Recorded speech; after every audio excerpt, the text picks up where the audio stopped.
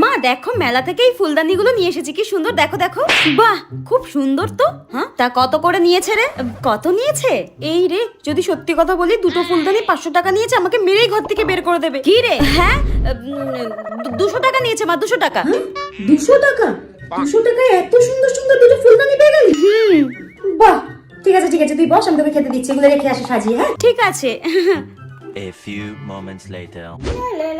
এই মনা শোন না, তুই সন্ধ্যেবেলায় দুটো ফুলদানি নিয়ে এসেছিলি না, ওটা তোর পাশের বাড়ির কাকির খুব পছন্দ হয়েছে, বলছে নাকি এত কম দামে নাকি পাওয়াই যায় না, তাই 200 টাকা দিয়ে গেছে, তোকে আরো দুটো আনতে বলেছে, এনে দিস তো।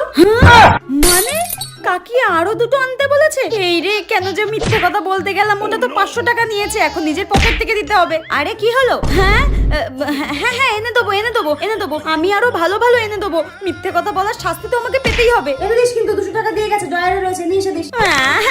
এখন 500 টাকা কোথায় পাবো আমি?